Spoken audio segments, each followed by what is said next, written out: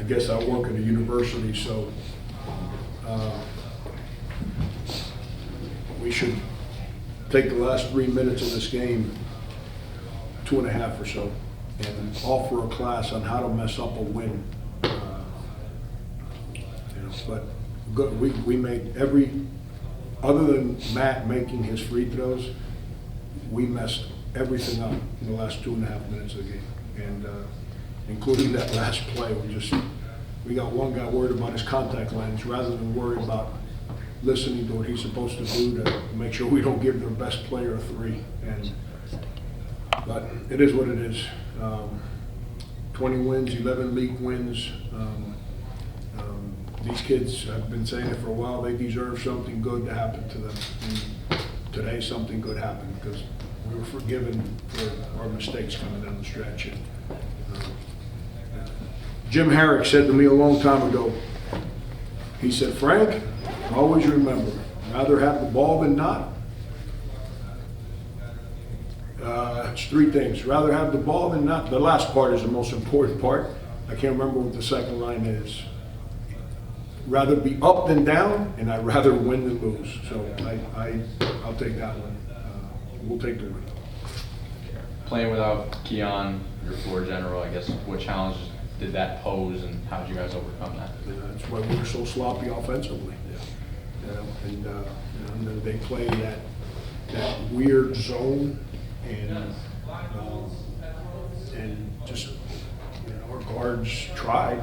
It's not like they weren't trying, but we Marquis and Jaylen really struggled understanding how to attack that zone, and that's no different than Keon struggled last year.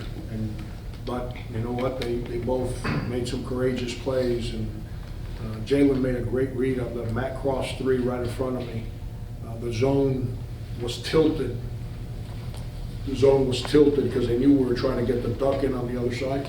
Then he read it, and he just pivoted and hit Matt right behind him, and Matt made that 3. But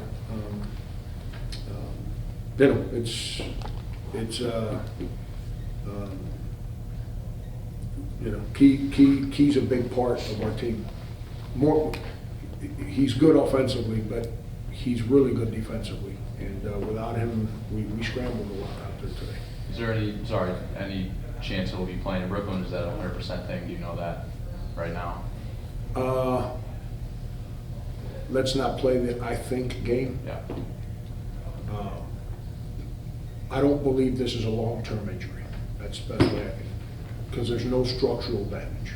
It's not turf toe, it's not a ligament, just a toe sprain. And he's been trying to gut it out, and because we knew that we don't play this weekend, best thing to do was shut them down and next man up, and give those guys credit. They stepped up and helped us. Coach, you had Rasul Diggins, Josh Cohen, and Matt Cross all step up and be in double-digit scoring tonight. How does that really help your team, especially moving now into 5th place after St. Bonaventure just lost to GW down in DC? And how does that really make you feel with going into Brooklyn? Yeah, it's when you're how do you say it? When you're a couple guys are down, you need your older guys to step up and do more. It doesn't necessarily mean score points. It just means be more connected mentally, stronger, more disciplined. And then obviously if they can score and rebound, that would really help. And those 3 guys, Josh got us the lead, and then Matt and Rasul won the game for us. And with offensively, on the offensive end. That's and then on offense, I was just trying to run stuff to get those 3 guys the ball against that zone. It's because we had some limitations there offensively, so we scored enough to win. Coach, did you anticipate Fordham trapping at half court when the ball got right over half court, they started trapping, and when they passed side to side, they started trapping? Yeah, we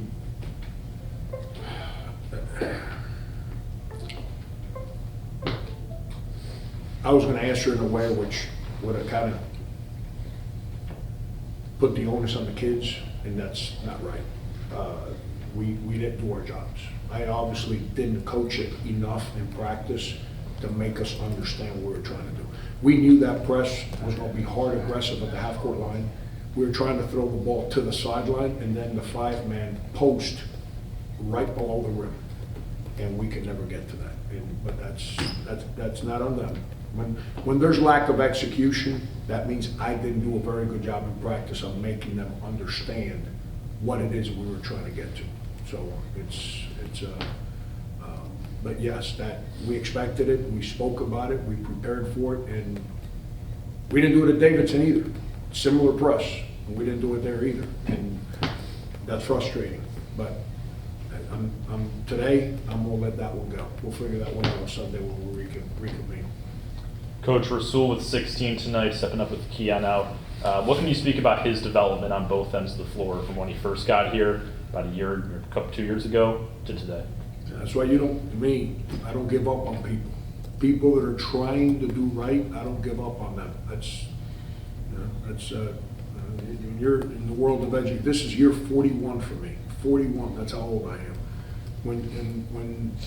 When you're on a sideline for 41 years, you don't stay on the sideline just because of talent. You stay on the sideline because of people. And when you have young people that are trying to figure it out, the world judges them by their individual success. And when I mean the world, I'm talking about from parents to uncles to cousins to workout guys, and it's all individual success. Social media, all individual success. I'm into watching people grow. Because at the end, and I don't mean to be boring, I'd rather them understand how to embrace responsibility and grow so they can be a successful father, husband, man in society. And along the ways, in those 41 years, what I've learned is that if I keep my focus on that, we'll win enough games. And it's what I believe in. And I'm real, because Rasul could have packed his bags and left. And if he hadn't changed, I wouldn't have been upset. And he chose to, he came in to see me, he says, "Do you want me here?" I said, "Yes, but under these conditions." And he said, "I ain't going anywhere." I said, "All right, then we'll figure it out." And give him credit, man. He's buckled in and he's grown as a human being, as a student, as a person, and obviously as a player. You touched on it in your opening statement, but 20 wins, what does that mean to this program? Yeah, I don't mean to downplay that. I'm not very good with reflecting while I still have work going on. And my focus coming into the game today was, let's figure out a way to beat Fordham, especially when we found out that we're going to be down 2 guys. But as tonight unfolds, and I eventually, sometime tonight, disengage from this game, I'm sure I'm going to be really, really proud of our fans, our school, because some of these guys, the support staff that we have on campus has been extremely helpful to get these guys to grow and do things the right way. And then obviously our players, because they've believed from day one. Since first time we worked them out in the summer, I was like, ooh, these guys might be fun to be around. And it's never changed. And I can yell at them, like I was frustrated with a couple of those guys today, and they don't hang their heads. They don't pout. There's no negative body language. They come back and they're like, I'll get it right the next time, and they do. And it's, I enjoy being around these guys. They're making me old, but old in a good way. It seemed like Curry, even though he made some mistakes, it didn't seem like the stage was too big for him tonight. His eyes did not appear to be built, be like saucers. Were you pleased with, in his first start, that he was able to at least, to get the job done? Absolutely. As the game unfolded, he played better and better and better. But early in the game, holding the ball too much. When you're playing against a zone, you can't hold the ball. Like when you play against anything, you can't hold the ball. But when you're playing against a zone, you hold the ball, you're in trouble.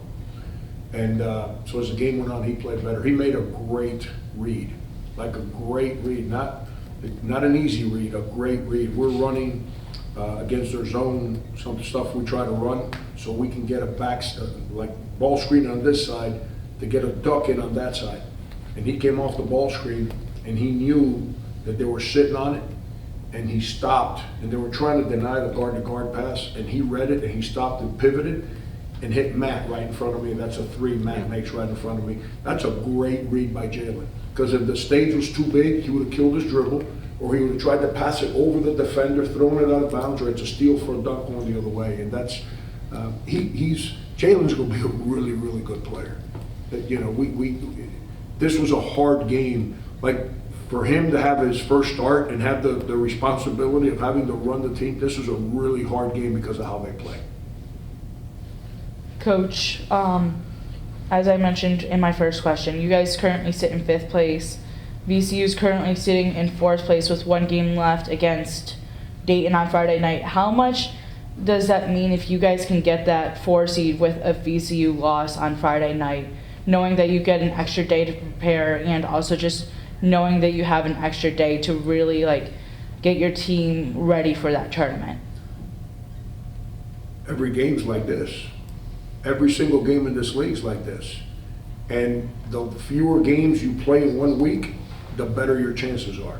So you tell me we only got to play 3, I'm signing up for it. And we get a day off on Friday if you survive leading into Friday.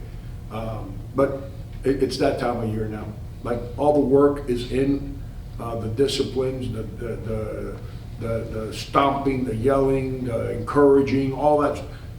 Now it's the trophy's on the table.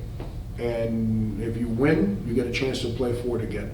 And if you don't win, you're done playing for that trophy. It's you know, we have to, whether we play Wednesday or Thursday, we'll be geeked up and ready to go.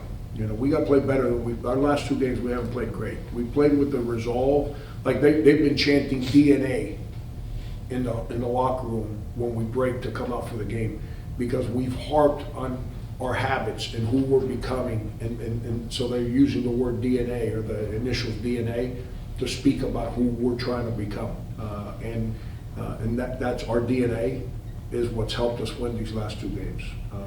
So now we got to rest. These kids have been a lot of pressure. I've pressed them. You know, there's a pressure to win. You guys want me to answer that? No, that's okay. It's my that- phone is call. that you, huh? It's just an alert. I just want to make sure it's not the wife. Like you're past your bedtime. She's asleep. She might think you're out with him. He's still single.